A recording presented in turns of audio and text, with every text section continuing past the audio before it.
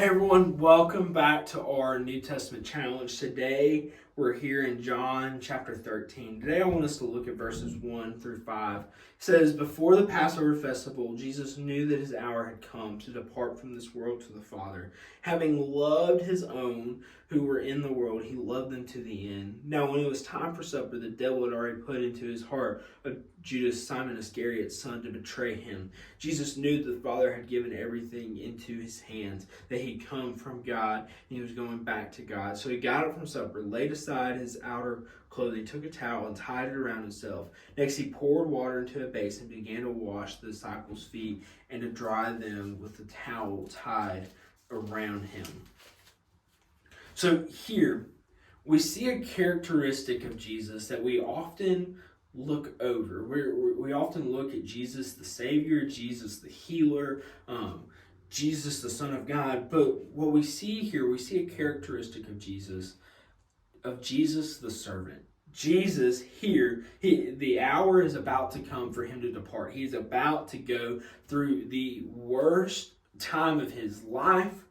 He will be lied about, he will be beaten, he will be crucified, he will be separated from his Father for the first time ever.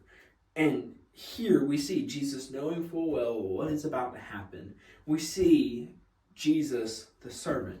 This ceremonial feet washing, this was something that was common during the day, but we in modern day, washing our feet, hopefully some of you, all of you, should be washing your feet on a consistent basis because they stink. Everyone's feet stink. But some of you boys, y'all's feet especially stink. Anyway, but during this day, they didn't have showers to get in and wash their feet all the time. And so their feet would have been grosser than ours, but also on top of not just having regular showers and whatnot, they also would have been walking around in sandals, and so it would have been extra sweaty. They would have been dirty from the dust and the dirt and all the stuff that they were walking on.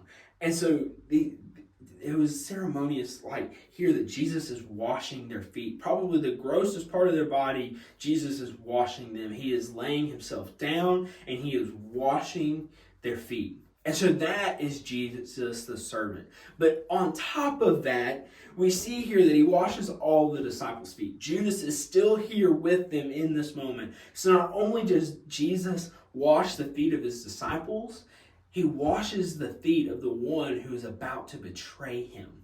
And y'all, it's really hard for me to serve people that I don't like and have betrayed me in my life. It's hard to serve someone who has betrayed you. But this is the thing.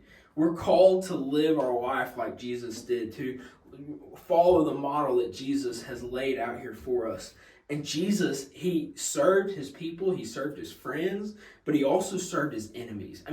He did the service of dying for their sins of his enemies.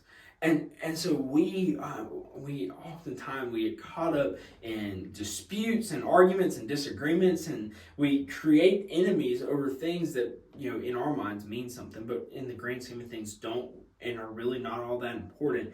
But this is the thing. No matter what someone has done to us, we're called to forgive them. We're called to serve them. And so I tell you this all the time. It hadn't been that long ago since I was in high school, and I know how those things go.